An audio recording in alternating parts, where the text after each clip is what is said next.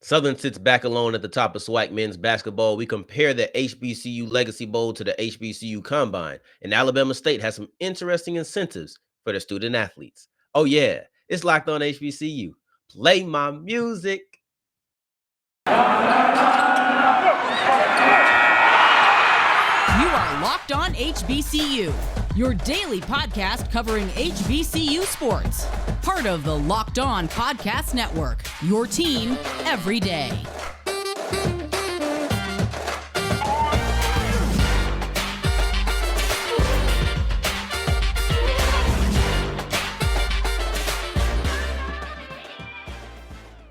What's going on, family? Welcome back to another episode of the Locked On HBCU podcast, your number one daily one-stop shop for everything HBCU athletics, Monday through Friday, part of the Locked On Podcast Network, your team every day. And I, of course, am Darian Gray, a.k.a. the Mouth of the South, Texas Southern alum and former TSU Herald Sports editor.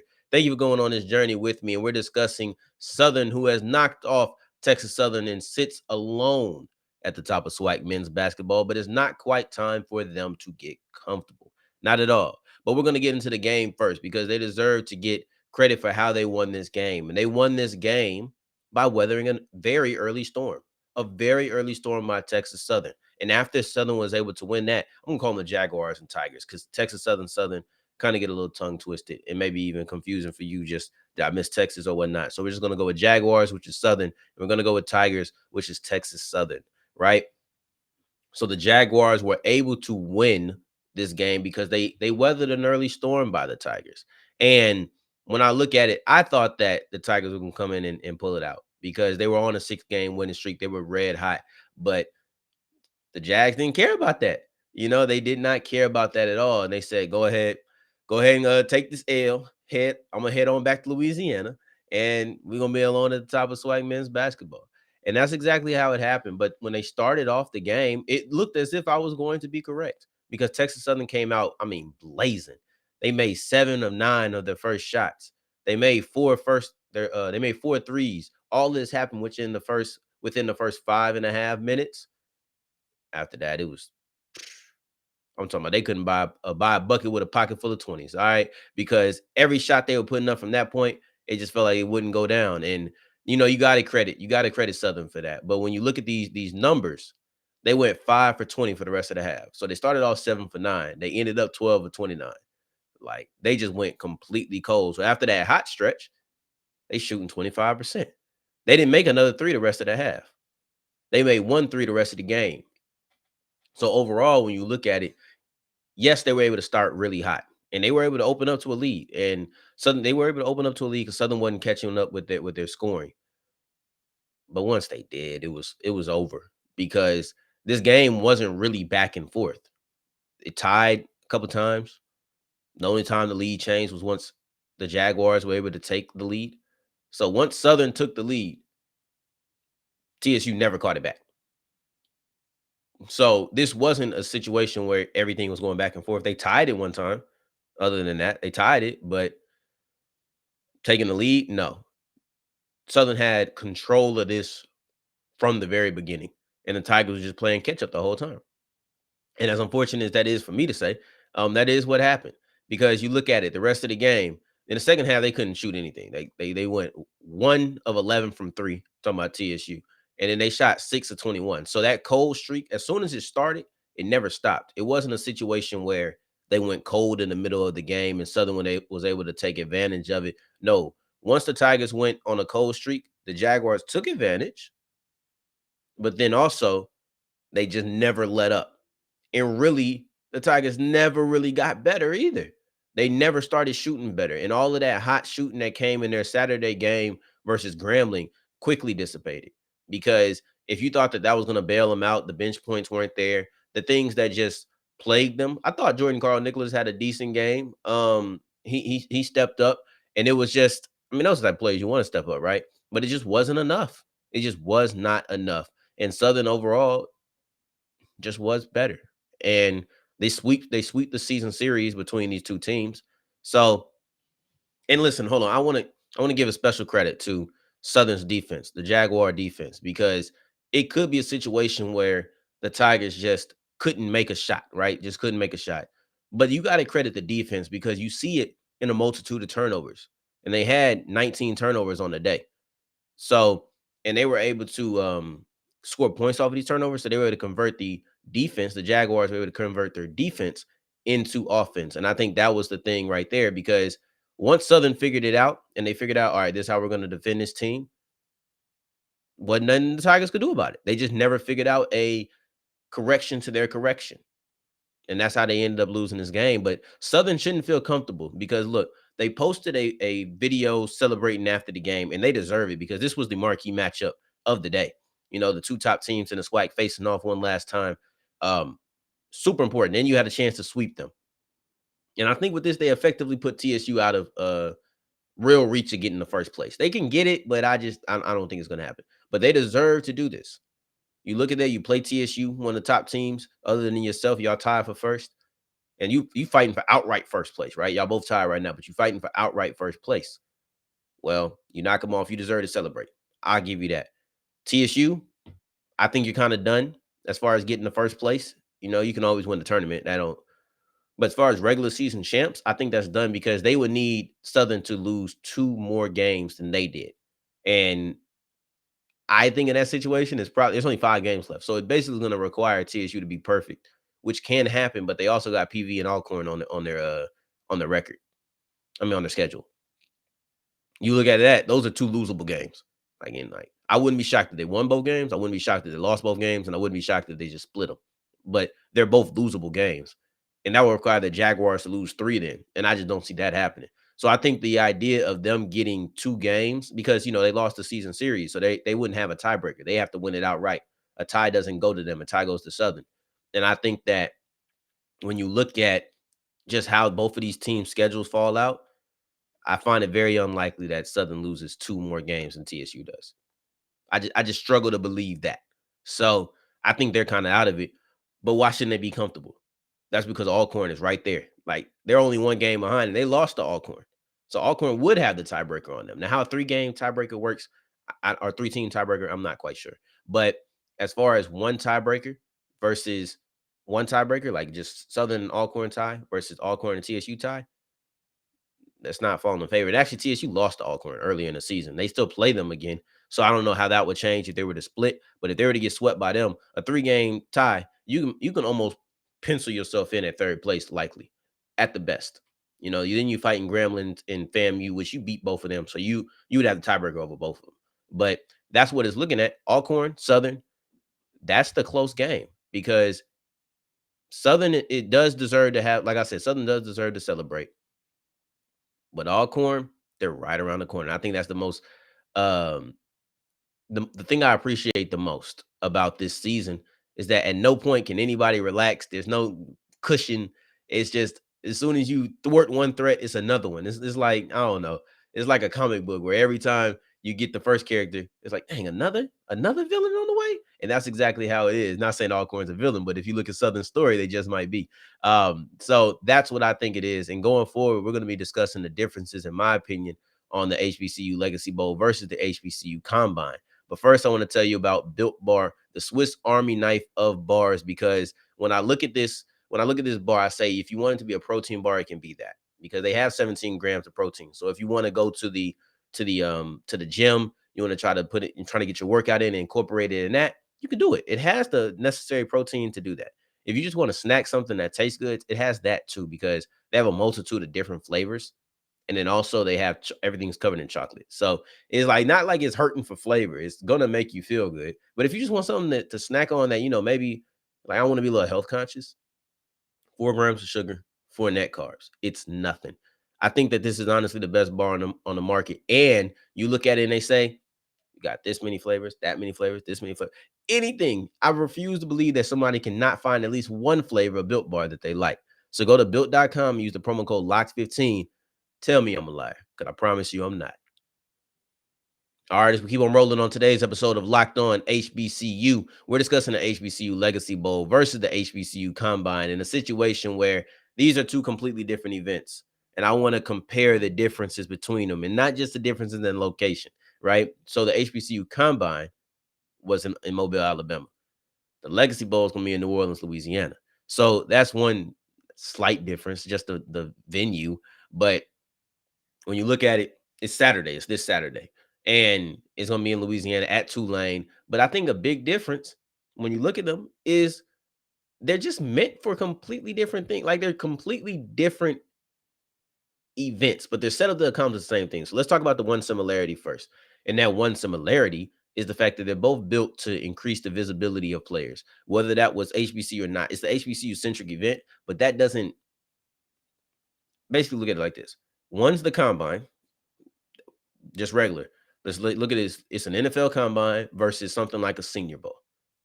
So combines are meant combines and bowl games are meant to increase the visibility of players. And because this is HBCU centric, this is meant to increase the HBCU visibility. And that's the one distinction. But I feel like if I compare it to something else, it'd be the easiest thing in the world to understand, just a little parallel. So they're both meant for that, but they do it in different ways. So now let's get into the difference because I didn't want to jump ahead and I want to talk about something similar first. Now let's get into it. So with combines, they're best for, in my opinion, they're best for showcasing traits. Like, oh, he's speedy, he's agile, he's explosive, right? He's strong, he's doing the bench press, he's strong. Um, and those things are great. I don't want to slight them at all. Those things are great. And everything I'm about to say is great for different ways. But those things are like, okay, he's agile, he can do this, but you don't run a 3-cone drill. We were talking to Shamar Bridges last Friday, and he was saying how his training is even different for the 3-cone drill, the 40, just the way you move is a little bit different because I think it's more of a formulaic approach, and you're not doing that. Like how often are you running down boom, boom? Like, yes, you do that sometimes, maybe if you're a running back. It just shows you change your direction. And it's shorts and shirt work. That's what it is. It's shorts and shirts work. And then even the field drill, because you go on the field and you run routes, that's a little bit more normal. By the end of the day, you're not getting covered by anybody. I think combines are great for quarterbacks because you can see how the ball flies off their hand. You can see the accuracy. You can see just the touch. You can see a lot of things about a quarterback mechanisms or mechanics, I should say. Excuse me. Like you can see a lot of things about a quarterback. I think combines are like phenomenal for a quarterback. They might be the best quarterbacks and wide receivers because you can see the route running. But you look at an offensive lineman, look at defensive lineman, yeah, you can see some things. Edge rush, you can see some things. As it gets greater, cornerbacks you can see some things, you can see the movement, but wide receivers, quarterback, I feel like quarterback, I feel like you get the best feel of what they are. In the Legacy Bowl, man, it's real football. I'm already seeing them post one-on-ones. No more running routes on air. This is real football. Put your pads on. If you're gonna run an out route, let's see you run an out route. If you're gonna cover an out route, let me see you cover it. Because you're not watching cornerbacks cover. You're not watching safeties cover. You're watching how they move at the combine, but you're not watching them cover. Now at the Legacy Bowl, you get to see real football. Like these are the type of things that get me excited. I'm happy about because at the end of the day, how you move in a 40-yard dash is great. But if you can't apply it, they still show traits, but it's about showing how closely they are related to your game, how you actually show them in your game and not just film. You get to see how a player practices all of these things. I think this is absolutely great. I prefer the Legacy Bowl personally. Like the 40 doesn't do much for me. Now, if you run a 4.3, I'm like, ooh, all right. I struggle to see how a 4.3 doesn't translate to the field. But for the most part, it's like, I want to see what you do on the field. That's my thing. That's what I love. And whatever. I think the combine is for anybody. But one other thing that it is, there was 30 players at the HBCU Combine. At the Legacy Bowl is nearly 100, and it's from a whole lot of different schools. And I thought that one of the founders, Shaq Harris, he said something that I thought was pretty interesting. And this is gonna fix this problem, in my opinion. And that is, where's the quote? I believe they evaluate the school, not the player. Some of these guys have been missed. We're thankful for those guys who played in the NFL and led the way. Those guys are playing now. And I do think it's easy to fall victim to that. Oh, FAMU, Jackson State, I know they got good players. Let me look at them. I might miss somebody from whatever school, right? Right. I might miss somebody from Delaware State. Like those situations are things that I feel like it's not hard for a scout to run into just because you're going to find talent at Jackson State. You're going to find talent at FAMU, especially if you got Marquise Bell, right? You look at a guy like James Houston, Akil Glass at Alabama A&M. You got one of these star players out there. Not everybody gets that look. That's the beautiful thing, right? You show out while a scout's there, even if they were looking for Glass, then oh wow, who's this linebacker right here? That's the situation that you can run into. Um, but they might not catch a guy at Delaware State. Just might not happen. And I'm just throwing out Delaware State just as the first school that came to my head that wasn't one of those two. But yeah, so I think that is a situation now at the Legacy Bowl. Everybody's here, so that's kind of fixed. Everybody's in one area, and you'll see a guy from a Delaware State going against a FAMU, right? So now if that FAMU guy doesn't do well against Delaware State, or that Delaware State just gets the best of FAMU, now you start getting on the market. I mean, on the map. So I think that's one of the best distinction that it has, both the amount of players and just the type of action that you get to see. I think those are the biggest differences, and I think those are one of and look, they're both great for everything, but I think those are one of the bigger differences, and I also think it's one of the biggest benefits is that it is a larger sample size, more people in one area. Then also you get to see how they really play football. You get to see how they practice. I love those things. And going forward, I want to discuss one of the incentives that Alabama State is giving their student athletes, and I'm like, this one's interesting. And I kind of like that one. Well, first, I want to tell you about betonline.net, the number one spot to wager on anything that you need. Football season is over. The Super Bowl has concluded it all, but trust and believe that Bet Online has way more things to bet on. I would love to say that they could do baseball, but we're still waiting on that. That ain't their fault. But what they do have is basketball, hockey, boxing, UFC, everything. And basketball season is right up and running. Right, football season is over, so now it's all eyes on basketball. Ja Morant, Devin Booker, Steph Curry, Kevin Durant. After the All-Star break, you'll be able to see James Harden and hopefully Ben Simmons. Like these are new players, or all players that they can have player prop bets on. You can just bet on the game if you want to, but if you want to get more specific on what each player is going to do, you can do that at betonline.net as well. That's why they're the best in the business, because they give you so many things that you can choose from. BetOnline is the fastest and easiest way to wager on all of your favorite sports. BetOnline, where the game starts. All right, as we're wrapping up today's episode of Locked On HBCU, Alabama State is paying for academic achievements of their student athletes. And I'm not going to lie to you. I think that sounds weird. Like saying it out loud sounds odd. It really does. But when you look at it, it's nothing. I think saying paying for academics of an athlete just sounds weird. But like when you look at it deeper, it's not really a problem because you're not paying for work. Like you're not paying somebody like, hey Sally, hey John, come do this work real quick. DeAndre, come write this essay for my player real quick. It's not anything like that. That's how it sounds to me. Like at first, I know what it is because I read the article, I read about it, and I figured that wasn't what it was because who's going to broadcast that? But that's how it sounds at first. But when you look a little deeper, it's like, no, it's no problem with it. You're paying for their own academic achievements. And then also in the NIL era, because that still kind of sounds weird. You're paying them to get good grades, but in the NIL era, they're getting paid from anything and everywhere. Paying an athlete isn't a hush hush subject anymore. It's not odd, it's not taboo, and it's not something that you have to do under the table. They're getting paid publicly from anywhere. I seen this guy get at Arkansas. He got paid for having a dog. Like he got an NIL deal for having a dog. And did I overly simplify that? Yeah. But essentially, if he didn't have that dog, he's not getting a Petco, or I think it was Petco or whatever. He's not getting that NIL deal. He got a deal. He got paid for having a dog and taking care of it. He does well with his dog. But if you can get paid off of your dog ain't getting that money. So if he can get paid off his dog, man, let these kids get paid for having good grades. Y'all remember as a kid when your parents used to like you probably real young, and your parents used to pay you for getting good grades. Or you got an A, you get this much. You got a B, you get this much. I mean, I don't either, but because that never happened to me, but I heard it happen. I actually don't know anybody it truly happened to, but like I heard it around when I was younger. I don't think it was fake. I think it was real. I don't know though. But it never happened to me. I wish it did. Right. I was in here just getting good grades for free, and I could have been getting paid. Right. But that's essentially what it is. Think of that, because I'm sure you've heard of the concept. Your parents paying you money for getting good grades. Now, instead of your parents and instead of you, it's Alabama State and it's these student athletes. I know, man. If I wish, I sit there and I wish, I'm like, dang, man, I should start failing just in case. Like just this 6 weeks, I should fail and like pay me some incentives. But but overall, man, that's what Alabama State's doing. I don't see any problem with it. I don't see any problem with it. They get paid from anywhere and everywhere. You can get paid by degree deodorant, right? You can get paid by this microphone company who I'm not going to promote. I don't even know why I promoted the deodorant. But you can get paid by all of these people. Why not let your school actually pay you?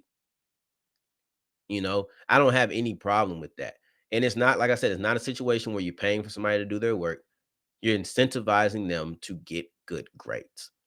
And for so long, you can do the NIL, but for so long, you're a student athlete, but it's like this athlete part is way more important. Not anymore. I think they're actually placing an emphasis on making sure you try to get good grades, and there's some parameters, there's some things that you have to deal with. Let's read them out real quick because you have to fit this. Scholarship student athletes will be eligible for the academic incentive program if they maintain department, institutional, conference, and NCAA academic, social, community standards during fall and spring semester. So all in all, I say let's do it because that is what you have to do. It's nothing but an incentive. It's nothing but an incentive. I have another quote real quick.